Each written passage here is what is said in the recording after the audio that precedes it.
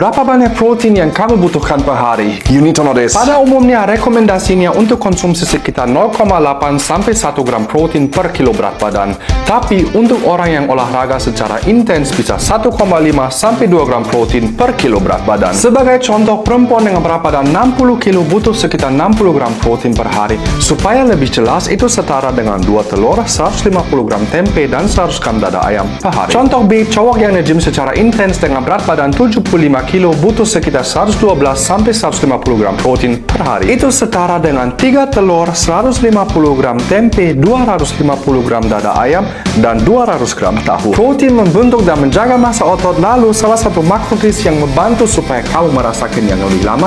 Istilah protein berasal dari kata Yunani protos yang berarti yang diutamakan atau yang didahulukan, sehingga sebaiknya setiap kali kamu makan ada proteinnya. Kenapa kamu cepat merasa lapar padahal sudah makan? Pasti kamu pernah mengalami ini. Sudah makan on time dan porsinya juga oke, tapi tidak lama kemudian kamu merasa lapar. Karena tingkat kekenyangan setelah makan bervariasi tergantung pada jenis makanan yang dikonsumsi. Terutama makanan yang tinggi karbohidrat seperti mie dan gorengan menaikkan gula darah secara cepat yang dikenal sebagai insulin spike yang menyebabkan cravings atau rasa lapar tidak lama setelah makan. Beda dengan makanan yang tinggi protein atau tinggi serat yang menstabilkan level gula darah sehingga kamu merasa kenyang lebih lama. So, pastikan setiap kali kamu makan, kamu tambahkan cukup protein dan serat. Selain dari itu, kebanyakan orang makan terlalu cepat. Take your time and slow down dan benar-benar mengunyah makanmu.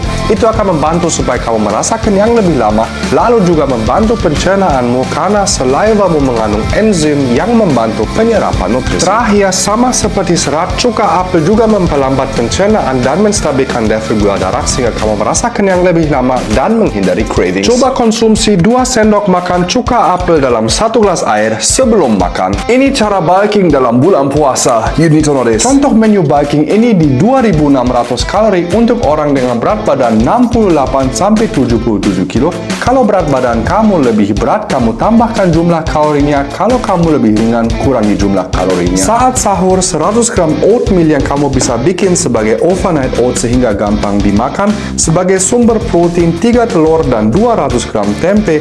Lalu kurma 35 gram. Kurma tinggi kalori dan kecil dalam volumenya sehingga sangat cocok untuk bulking. Saat buka puasa, 225 gram nasi, 250 gram dada ayam, 1 telur dan 35 gram kurma. Malam sebelum tidur, 1 meal lagi, 200 gram nasi, 3 telur, 200 gram tempe atau 200 gram tahu. Totalnya 2.600 kalori, 200 gram protein, 280 gram karbo, dan 78 gram lemak. Kalau kamu tidak bisa makan segini banyak dalam 3 kali makan, lebih baik kamu fokus ke maintain atau cutting selama puasa, karena bukan ide baik untuk makan apa aja hanya untuk menambah asupan kalorinya, karena biasanya bukan massa otot yang meningkat, tapi perut yang menjadi semakin buncit. Tapi kalau kamu tetap pengen bulking walaupun nafsu makan kamu kurang, solusinya pakai gainer seperti Lean Mass yang seimbang antara protein dan karbohidrat, lalu mengandung 3 gram kreatin per serving dan 280 kalori per scoop untuk boost bulkingmu selama puasa. Apakah mie instan seperti ini lebih sehat daripada yang biasa? You need to know this. Saya akan review semua mie instan dengan klaim sehat berdasarkan kandungan kalori, gula, garam, dan komposisinya. Mie ini 12 gram lebih berat daripada yang biasa, tapi dengan 340 kalori per bungkus, similar dengan yang biasa. Kandungan gula juga sama, hanya garam 40% lebih rendah daripada yang biasa,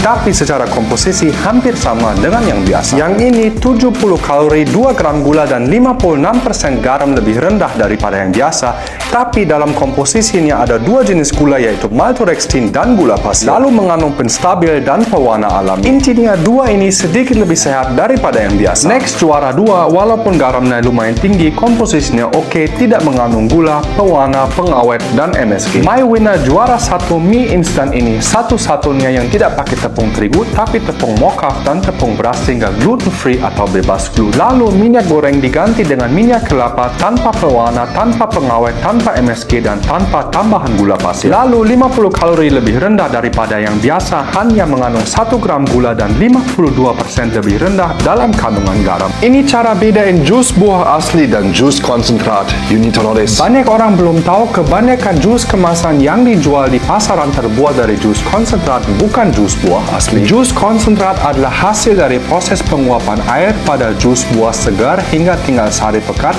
untuk memperpanjang masa simpan dan memudahkan distribusi. Konsentrat tersebut akan diencerkan kembali dengan air dan biasanya ditambah dengan pengawet, gula, dan perisa. Problemnya, kandungan gizi dan rasa buah akan berkurang akibat proses pemanasan dan penguapan. Terutama vitamin C dan folat mudah hancur pada suhu tinggi sehingga jus konsentrat rendah gizi dan tinggi gula. Sebaiknya menghindari jus kemasan yang dikomposisi ada tulisan konsentrat dan jus di mana sari buah dicampur dengan air. Jus buah asli yang saya rekomen adalah Rabenhorst dari Jerman yang terdiri dari 100% buah organik asli bukan konsentrat, tanpa tambahan gula, tanpa pengawet, tanpa perisa, dan tanpa pewarna. Rabenhorst punya proses khusus yang dikenal sebagai single pressing process dan jus dipasteurisasi secara gentle dengan suhu serendah mungkin untuk menjaga aroma, warna, mineral, dan vitamin buah. Kaca botolnya juga khusus untuk melindungi jus dari faktor luar seperti sinar matahari. Rabenhorst sangat terkenal di Jerman dari saya masih kecil dan tidak bisa dibandingkan dengan jus kemasan pada umumnya. Produk ini sudah tersedia di Indonesia. Kalau kalian cari jus berkualitas, cek official Rabenhorst Indonesia.